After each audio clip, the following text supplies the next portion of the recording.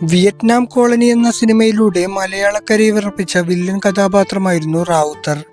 സിദ്ദിഖ് ലാൽ കൂട്ടുകെട്ടിൽ പിറന്ന സിനിമയുടെ ചിത്രീകരണം നടന്നത് ആലപ്പുഴയിലായിരുന്നു. സിനിമയിൽ വില്ലനായിരുന്നെങ്കിലും ജീവിതത്തിൽ സാധുവായ മനുഷ്യനായിരുന്നു റാവുത്തർ. റാവുത്തർക്ക് ജീവൻ പകർന്നു കഴിഞ്ഞ ദിവസം അന്തരിച്ച വിജയരംഗരാജുവിനെ കുറിച്ച് ഓർമ്മിക്കുകയാണ് ചലച്ചിത്ര പ്രവർത്തകർ. ആലപ്പുഴ ഗുജറാത്തി സ്ട്രീറ്റിനോട് ചേർന്നുള്ള ഒരേക്കറോളം വരുന്ന സ്ഥലത്തായിരുന്നു വിയറ്റ്നാം കോളനി ചിത്രീകരിച്ചത്.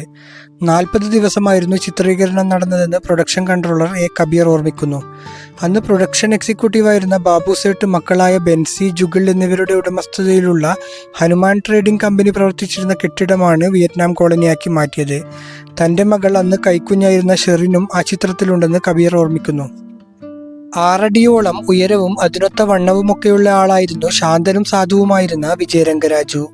ചിത്രീകരണത്തിനായി അദ്ദേഹം അംബാസഡർ കാറിൽ വന്നിറങ്ങുമ്പോൾ പലരും ഭയപ്പെട്ടു മാറുമായിരുന്നു. എന്നാൽ അവിടെ എത്തിയവരുമായി അദ്ദേഹം വളരെ വേഗം സൗഹൃദത്തിലായി.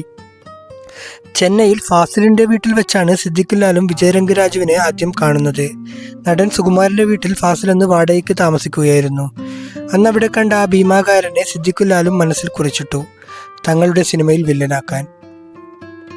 സിദ്ദിഖ് ലാൽ സംവിധാനത്തിൽ മോഹൻലാൽ നായകനായ ആദ്യ ചിത്രമായിരുന്നു വിയറ്റ്നാം കോളനി. 1992 പുറത്തിറങ്ങിയ സിനിമ ആ വർഷം ഏറ്റവും അധികം കളക്ഷൻ നേടിയ ചിത്രവുമായി.